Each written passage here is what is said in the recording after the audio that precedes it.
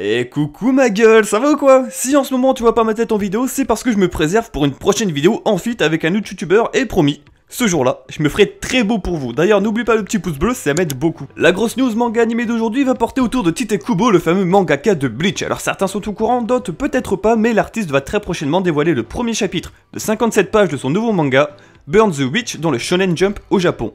Il y aura un total de 4 chapitres, il s'agira donc d'un one-shot, également un OAV de prévu cet automne 2020 dans quelques salles japonaises d'après le site Adala News. Et maintenant, pendant que je te lis le résumé, je te mets la vidéo promotionnelle, évidemment en accéléré.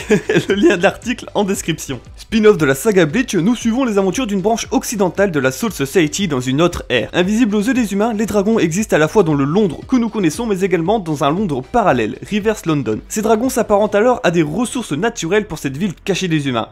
Ils y produisent du textile, du minerai ou encore de l'électricité. Ces créatures ne sont pas inoffensives et sont même un danger pour la population de Londres, incapable de les voir.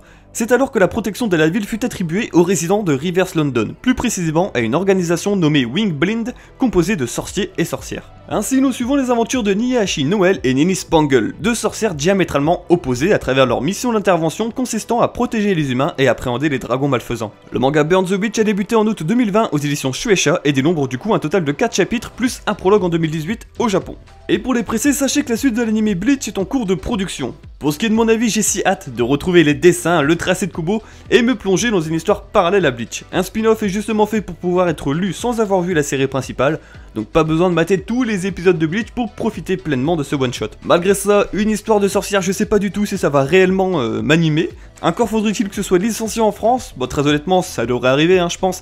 Bleach, lui, est édité chez Glénat. Est-ce qu'ils vont essayer de garder la main sur chaque œuvre de l'auteur?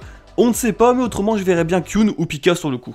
C'est déjà la fin de cette vidéo, en ce moment je suis dans un bon mood, je prévois plusieurs vidéos en feat, des vidéos musclées et surtout de bonnes aventures et je compte sur vous pour suivre tout ça avec moi. De gros bisous, prenez soin de vous.